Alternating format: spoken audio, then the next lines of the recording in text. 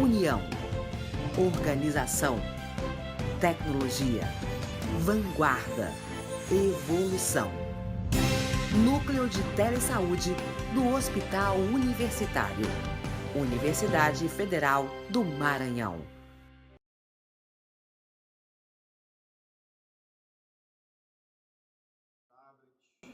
Então nós estamos aqui novamente, hoje, em mais uma webconferência, dessa série de webs que vão servir de capacitação para os conselheiros escolares sobre drogas.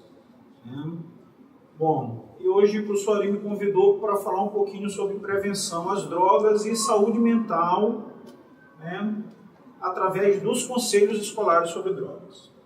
Mas antes de falar sobre prevenção às drogas e sobre saúde mental, eu queria fazer uma análise de a quem esses conselhos escolares sobre drogas estão direcionados. Se você tem conselhos escolares sobre drogas, o nome já está dizendo, conselho escolar, ele está dentro da escola. Para tratar basicamente de quê? Da questão das drogas. O nome está lá implícito no nome, conselhos escolares sobre drogas. Aqui a gente está tentando dar um tom um pouco mais abrangente com relação a esses conselhos, que eles não tratem apenas da questão das drogas, que eles tratem também da questão de saúde mental no ambiente escolar. E a gente sabe que a questão das drogas estão intimamente ligadas a tantas outras questões de saúde mental. Então, o nome é esse, Conselhos Escolares sobre Drogas. E nós vamos tratar dentro dessas escolas basicamente com pré-adolescentes e adolescentes. Inclusive, esses conselhos escolares têm uma participação efetiva desses alunos, desses pré-adolescentes e adolescentes. Como a gente sabe, são compostos por 3 pais, 3 professores e 3 alunos. Então, se a gente vai tratar diretamente com esse público na escola, a gente tem que começar a pensar quem é esse público pré-adolescente e adolescente. Então, a minha primeira reflexão hoje é para a gente pensar que público é esse que esse conselho vai estar visando propor ações preventivas no âmbito de drogas e no âmbito da saúde mental. Ok? Bom, e aí eu lanço essa pergunta, para os professores, para os pais, para os próprios adolescentes que estão hoje nos escutando. O que é ser adolescente?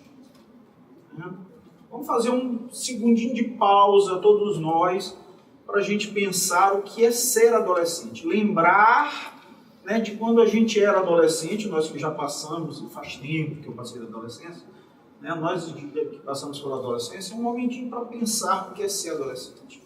E aí eu trouxe algumas palavras para fazer a gente pensar sobre isso. Ser adolescente é ser rebelde? Será que é esse o conceito que a gente tem de adolescência?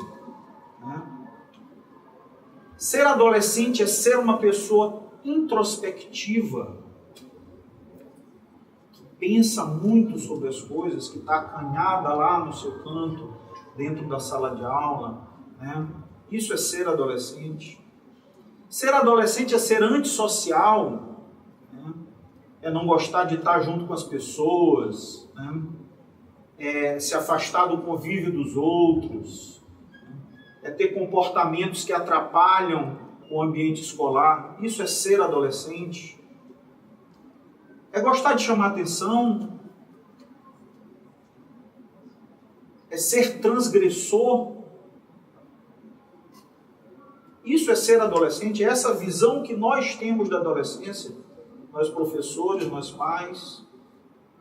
E essa outra questão que eu lanço, o que eu acho da adolescência depois que eu me tornei adulto? Ok? É uma fase sem noção, onde os adolescentes não têm informação do que noção do que estão fazendo, não tem noção de política, não tem noção de família, não tem noção de como tratar as pessoas, né? É uma fase onde você está lá meio perdidão na adolescência, sem saber o que fazer. Quer dizer, eu me tornei adulto e eu passei por isso. Agora que eu sou adulto, eu tenho essa visão da adolescência, uma visão que na época eu não tinha, né? Porque eu era um adolescente engajado, né? Nas questões da escola, okay? Eu participava de grupos, né? Eu gostava de discussões políticas, eu me preocupava com as questões dos meus colegas. Esse era eu quando eu era adolescente na escola. Mas aí quando eu me torno adulto, será que eu continuo com essa mesma visão de que ser adolescente é isso? Ou por me tornar adulto eu mudei essa visão? Isso é importante a gente pensar. Parece que não passei por nada disso, né? Eu, como adulto, penso que ser adolescente é não ter responsabilidade, é não assumir compromissos, né? E eu, como adulto, penso que ser adolescente só quer se divertir e não quer outra coisa a não ser diversão. Então, será que eu tenho esses conceitos, né, como adulto, como professor, como pai, né? Se eu tiver esses conceitos, eu estou equivocado, tá? Porque o adolescente, o jovem, ele tem muito para contribuir, né? No ambiente escolar, né? No ambiente com os amigos, né? Então eu preciso, como adulto, mudar esses conceitos que eu formei no decorrer da minha vida, né, sobre a adolescência. Já vi muita piada sobre adolescente. Essa coisa de, não é adolescente, é aborrecente, né? Então, como é que eu vou fazer parte, né? E aí isso é uma pergunta. Como é que eu vou fazer parte de um conselho escolar sobre drogas, que vai lidar essencialmente com questões de saúde mental, drogas, né? Questões que estão muito próximas desses adolescentes, né? Tendo esse tipo de visão da adolescência, tá? Eu não vou conseguir, né, em nenhum momento me aproximar desses alunos e desses adolescentes para fazer algum tipo de ação preventiva se eu não quebrar, né, essas barreiras e esses conceitos que eu formulei, né, ao longo da minha vida sobre a adolescência. Então, a primeira coisa que a gente tem que pensar, né, como conselheiro escolar sobre drogas, né, é que a gente vai estar trabalhando para pessoas adolescentes, né? Então, para se aproximar deles, a gente precisa quebrar esses conceitos bem, tá? Bom. E aí eu trago também algumas questões agora sobre uso e dependência de drogas e saúde mental, né? Bom, para falar sobre saúde mental e uso de drogas, isso a gente até debateu na webconferência anterior a essa, nós precisamos ir além da questão da saúde. A questão das drogas ela é muito mais complexa do que a questão da saúde, né? Porque drogas faz mal à saúde, porque a pessoa que usa drogas ela precisa de um tratamento, ela tem que procurar um tratamento especializado. Tem, também. Tá? Às vezes é necessário isso. Mas a questão das drogas ela é uma questão social, que perpassa por vários outros campos, além da saúde. Tá? Educação, assistência social, esporte e lazer, economia do nosso país, políticas públicas e vários outros campos. Então a gente tem que também prestar atenção para isso, para a gente não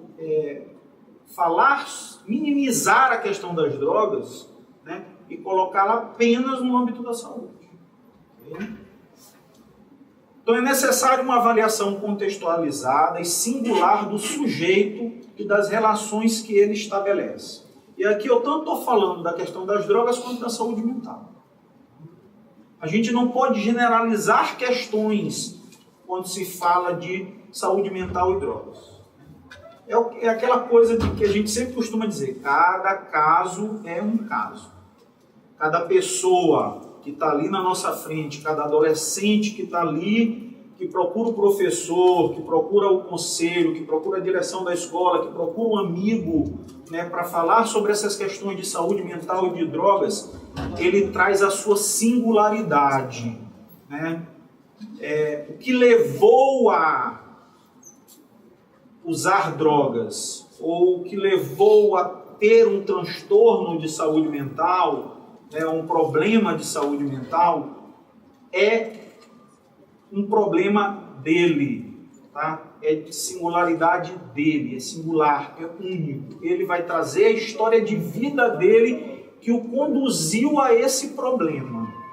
Então, como eu falei, né, é necessária essa avaliação contextualizada e singular do sujeito, né, e das relações que ele estabelece, tanto na escola quanto na família, né? Então, tudo isso a gente precisa olhar com cuidado, né, quando a gente vai abordar um adolescente, seja de que maneira foi, para que problema for. Tá? É uma fase peculiar de desenvolvimento, significa ofertar possibilidades de acolhimento, escuta e vinculação para a elaboração de projetos terapêuticos singulares. Né? Esse conceito de projetos terapêuticos singulares é um conceito muito usado na saúde, né? Principalmente na saúde mental, mas hoje a gente também usa, né, na atenção básica. O que é esse projeto terapêutico singular? A construção disso, né?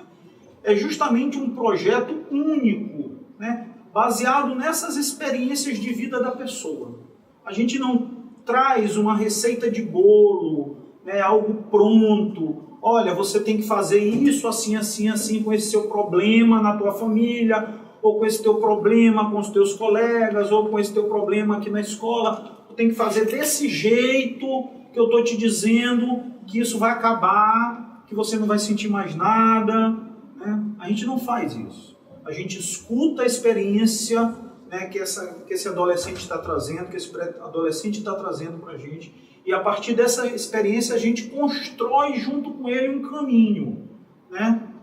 Ou dá opções de caminhos para ele poder decidir como sair desse problema. Seja um problema com uso de drogas, seja um problema de depressão, seja um problema de relacionamento na família, né? Seja um problema até de namoro na escola, tá? Que às vezes interfere na vida do adolescente muito. Ok? Bom, inúmeras são as situações que podem levar ao uso de drogas. São inúmeras. Tá? Pode ser uma violência em casa, né? Nem sempre sofrida nessa fase que ele começa a usar drogas, ele pode ter sofrido essa violência ainda pequeno, ainda criança, né? E ficar marcas disso, resquícios disso, né? E o uso de drogas ser uma saída, né? Pode ser um problema de saúde mental, né? Uma depressão, né? Uma hiperatividade, e aí com o uso de drogas ele se sente um pouco melhor, né? Dessa hiperatividade ou dessa depressão. Pode ser um problema de abuso sexual. Nós temos aí inúmeros casos nas escolas, né, de crianças e adolescentes. Então, são vários problemas que podem levar ao uso de drogas. Até mesmo a curiosidade, que não é um problema, mas é a curiosidade do adolescente, que está ali testando, né, a sua vida, e alguém oferece, né, um copo de cachaça, uma cerveja, e ele está, em geral, às vezes acostumado com a bebida alcoólica em casa, porque desde a tua festa de 1 ano de idade tinha lá cerveja e álcool à vontade, né? E ele está acostumado a isso dentro de casa. Então, se alguém oferece para ele, bom, em casa eu estou acostumado a ver usar, eu vou usar também, não vou ver problema. E isso pode levar a um uso contínuo, né? E pode levar a uma dependência química, nunca se sabe. Tá? Então, São várias essas situações e aí cada pessoa tem, né, a situação por que passa que pode levá-la ao uso de drogas. Okay? Bom, a abordagem tem que incluir políticas intersetoriais para além da saúde, né? Eu até falei sobre isso, né? Cultura, educação, esporte e lazer, assistência social. Não dá só para pensar, né, na questão da saúde, tem outras questões aí envolvidas, né, nisso. Reduzir a causa, né, de qualquer uma dessas questões, seja de saúde mental ou uso de drogas, né? A causa de qualquer uso de substância é uma doença, responde mais aos aspectos de controle social e abre caminho para medicalização e internação descriminalizada. Okay? A gente tem que prestar muito atenção quando a gente fala de uso de drogas por conta dessas questões bem aqui. Tá? Você reduzir a questão do uso e abuso de drogas, né, apenas à saúde, né, a gente pode cair num equívoco que foi cometido há 30, 40 anos atrás no nosso país, né, quando a gente reduziu a questão da saúde mental apenas ao sujeito, né, e à doença dele. E aí a gente medicalizava as pessoas e internava elas em hospitais psiquiátricos. E deixava elas a vida toda lá no hospital psiquiátrico. Tá? Isso antes da reforma psiquiátrica que se deu de 30 anos para cá. Okay? A gente não pode deixar que isso aconteça com as pessoas que têm problemas com drogas. Porque o que a gente tem visto hoje muito é isso. Né? Pedido de internação compulsória de pessoas que usam drogas, né, achando que a internação, né, e a medicalização são a única forma de resolver o problema. Tá? E não são. Isso funciona mais como controle social, que é o que está dito bem aí. Quer dizer, se eu não consigo resolver e aquela pessoa está dando problema na sociedade, eu afasto ele da sociedade. Tá? Então isso funciona mais como controle social. Né? E a gente espera que isso não aconteça daqui para frente. Tá? De 2019 para frente. Tá? Fica esse recado aí. Bom, agora a gente vai falar um pouquinho de prevenção. Né? Como é que a gente previne, né, transtornos mentais, problemas de saúde mental, né, uso ou abuso de drogas e dependência química? Né? Primeiro, a gente tem que pensar que as drogas acompanham a história da humanidade. Se a gente for buscar lá atrás, né, na Grécia Antiga, na Roma Antiga, né, quem está acostumado a ler livros aí antigos, a própria Bíblia, você tem várias passagens de uso de álcool, né, e de drogas que acompanham aí toda a humanidade. Okay? Então a gente tem que aprender a lidar com essa questão. E uma das formas de lidar com a questão das drogas é fazendo prevenção. E como é que se faz essa prevenção? Os principais meios de se fazer essa prevenção é a intervenção primária. São campanhas preventivas e educativas. Okay? O que a gente tem hoje no cenário nacional? A gente tem cada mês com uma cor. Se a gente for ver, agora nós estamos no Novembro Azul, né, que diz respeito à saúde do homem, né, que a gente vai tratar questões como câncer de próstata, né, vai tratar questões com o exame de próstata, da saúde do homem, né, uma melhor alimentação, o homem praticar esporte, deixar de sedentarismo, né. Então a gente está no Novembro Azul. Antes do Novembro Azul tinha o Outubro Rosa, que tratava sobre a questão do câncer, principalmente câncer de mama. E assim vai, né. Dezembro já é para tratar o vermelho, que é a DST-AIDS. Setembro amarelo, suicídio. Então a gente começa a tratar apenas pontualmente essas questões. Isso não é interessante. Porque essas questões, todas essas questões de saúde, elas envolvem a nossa vida o tempo todo. Tá? Você não vai só naquele mês, né, se direcionar àquela questão. E a gente não tem hoje nenhum mês, se a gente for pegar, direcionado, né, à questão das drogas.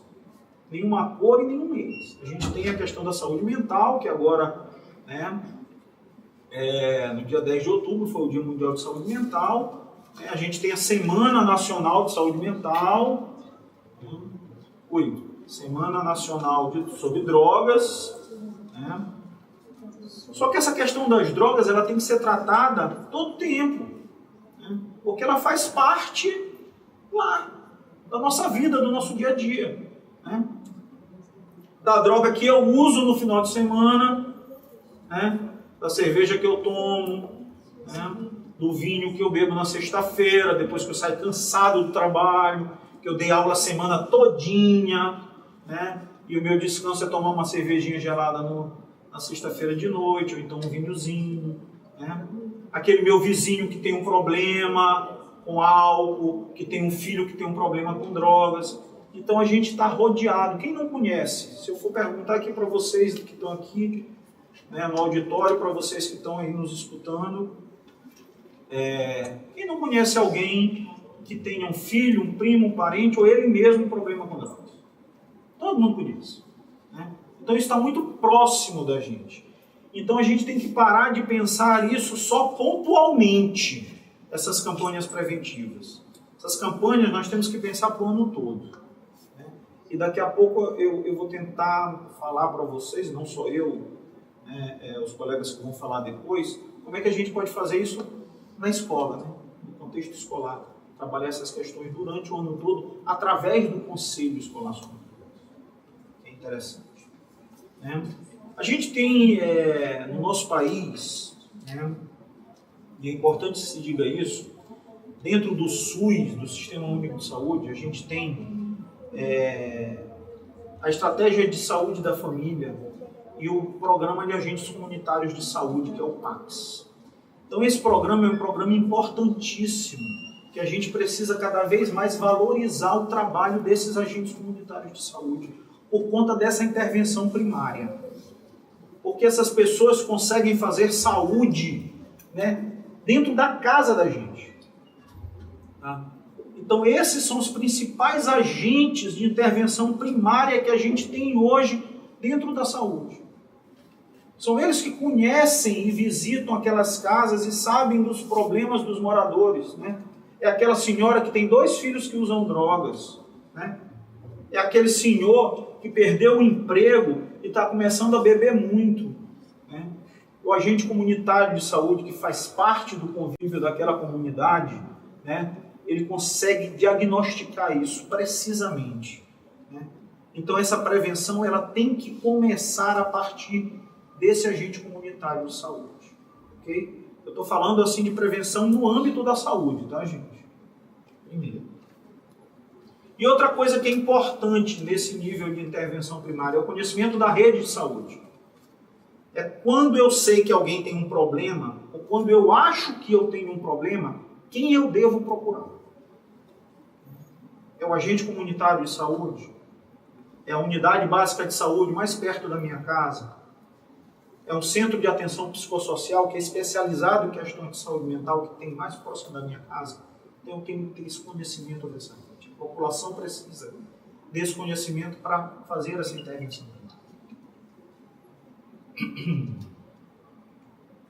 Bom, e aqui a questão de responsabilidade.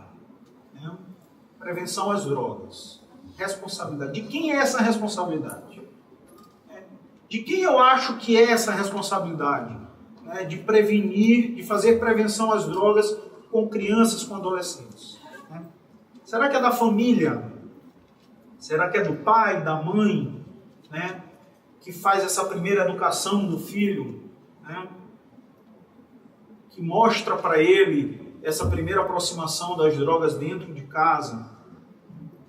Quais são esses exemplos que eu estou tendo dentro da minha casa para estar fazendo prevenção às drogas? É esse pai e a mãe que conversam com esse adolescente sobre drogas? Será que conversam? Será que eles conseguem ter essa abertura para conversar sobre essa questão. Aí tem tantas outras também, não é só a questão das drogas, né? Que a gente traz a questão da sexualidade, né? E tantas outras questões. Será que o pai e a mãe têm essa abertura? Será que tem conhecimento necessário para falar sobre isso com o seu filho adolescente? Né? Então, isso fica de questionamento para a gente. Mas é sim responsabilidade da família, essa prevenção. Dos amigos, né? Aí a gente pensa nos nossos amigos agora, vamos pensar. Será que a gente tem alguma responsabilidade, né, sobre prevenção, falar sobre prevenção às drogas, ou fazer prevenção às drogas com um amigo nosso, que a gente acha que ele está fazendo muito uso de álcool, muito uso de maconha, ou seja lá qual for a droga, né? Será que a gente tem responsabilidade sobre essa história bem aí do nosso amigo, né? Que a gente está vendo mudar de comportamento e está vendo perder algumas coisas na vida por conta das drogas? E a escola? Né? A gente está falando aqui de conselhos escolares sobre drogas, né? Então eu nem preciso dizer a importância e responsabilidade da escola nesse contexto. Né? Da saúde, claro que é da saúde, eu acabei de falar sobre rede de saúde, né? Enquanto isso é importante, da assistência social também, né? Esporte, lazer, né? Eu vou muito para o interior do estado, e a gente vê cada vez menos jovens praticando esportes. Né? Qual o lazer hoje da população jovem e adolescente do nosso país? Né? Cada vez menos campinho de futebol, né? Cada vez menos praças. Então a gente tem que prestar atenção. Que lazer, que esporte é esse? Que lazer que é esse que a gente proporciona para as pessoas? Né? Porque às vezes a droga ela é uma forma de lazer. Então, se você não tem outra forma de lazer para colocar no lugar dela, você só tem aquela. Grupos sociais. Como é importante, como o adolescente dá valor a estar inserido num grupo.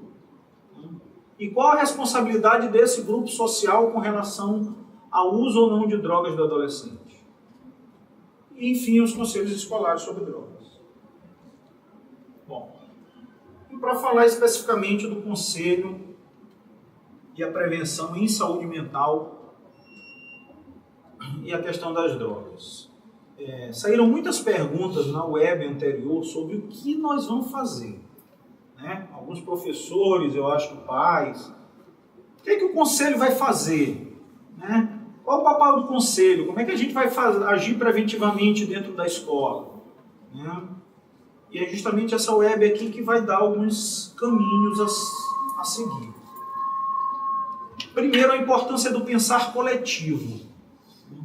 Você está dentro de um ambiente escolar, formado por professores, direção, alunos, né? E tantos outros funcionários da escola. Cada um com uma história de vida diferente, cada um com conceitos de vida diferentes, cada um com conceitos de mundo diferentes, né? Todo mundo ali envolvido institucionalmente. Tá?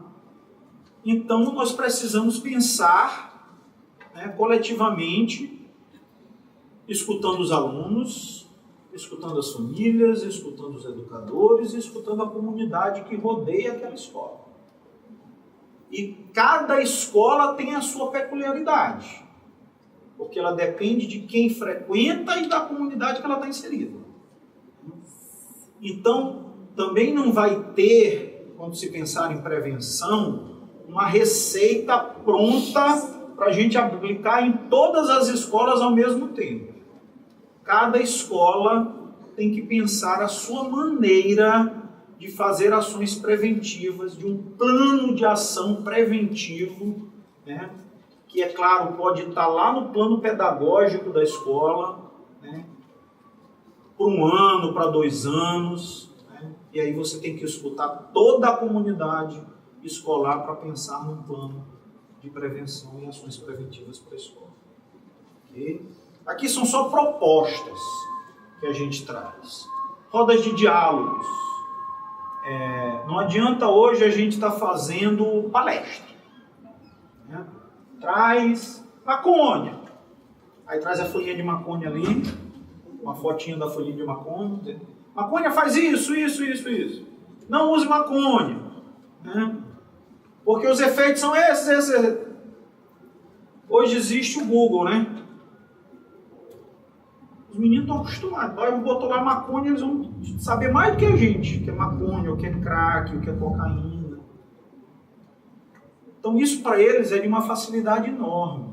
Você pode até trazer esses conceitos e esses dados, mas você precisa fazer rodas de conversa com esses adolescentes, para que eles falem sobre o que eles acham da questão da droga. Porque a questão da droga não é só a maconha e os efeitos da maconha, a cocaína e os efeitos da cocaína. É o que me leva como pessoa a pensar em usar droga. Que está me levando como pessoa a fazer uso abusivo da droga. Tá? São essas as questões que têm que ser discutidas nessas rodas de diálogo. Ok? Então isso são propostas. Teatros, né? A arte, né? Toda forma de arte é muito importante. A arte, já está na minha hora, né, professor? Estou terminando. A arte, ela sempre traz reflexões, né? Qualquer forma de arte. Eu coloquei o teatro como uma forma de arte. Então isso é importante. Além do adolescente se achar participativo, né? Em peças de teatro, em pinturas, em qualquer evento de arte da escola. Feiras de ciências, né? Concurso de cartazes, poesias e etc. Então isso tem que fazer parte desse planejamento. Cada mês com uma ação preventiva diferente. Esse mês nós vamos fazer uma feira de ciências relacionada à questão de problemas de saúde mental. Aí cada turma vai apresentar um problema de saúde mental na feira, uma apresentação sobre depressão, uma apresentação sobre suicídio, e vamos discutir isso na feira de ciências. Tá? Aí no outro mês a gente faz um teatro e aí cada turma fica... Então pensar... nessas ações que os adolescentes gostam de fazer, que não são maçantes para eles. Né? E para isso é bom a gente perguntar antes, né? O que você gosta de fazer? Bom, aí eu trouxe aqui a rede de atenção psicossocial, né? Que são os serviços da RAPS, né? Serviços de saúde, né? Onde as pessoas que têm problemas de saúde mental ou problemas com drogas podem estar procurando. Né? São os serviços substitutivos, né, que podem, por exemplo, prestar atendimento ao adolescente. CAPS 1, CAPS 2, CAPS 3, que são os centros de atenção psicossocial. Existe um CAPS específico, né, um centro de atenção psicossocial específico para isso, que é o CAPS Álcool e Drogas. Né? E ele tem duas modalidades, uma que funciona de segunda a sexta e a outra que funciona 24 horas, sábado, domingo, feriado. Okay? E os leitos de saúde mental em hospital geral. Né? Porque algumas questões sobre drogas, você sabe que você precisa de uma internação para desintoxicação, porque às vezes o excesso, né, da droga traz essa necessidade dessa internação. Né? E alguns serviços específicos, que são os CAPs infanto-juvenil, que aqui em São Luís a gente só tem um, que é o CAPs do município, né, que funciona ali no Turu, perto da igreja Maranata, ali no Turu. Unidade de acolhimento infanto-juvenil, que vai trabalhar junto com o CAPS infantil, quando você precisar que o adolescente ou a criança precise de um abrigamento, porque o problema em casa está tão... leva ele a casa, né, construiu nele o problema de saúde mental. Então ele precisa de um tempo daquela casa, longe daquele lugar. Né? Então a unidade de acolhimento funciona como esse abrigamento para ter essa distância. Okay? E os leitos de saúde mental em hospital infantil também. Gente, era isso. Bom, obrigado.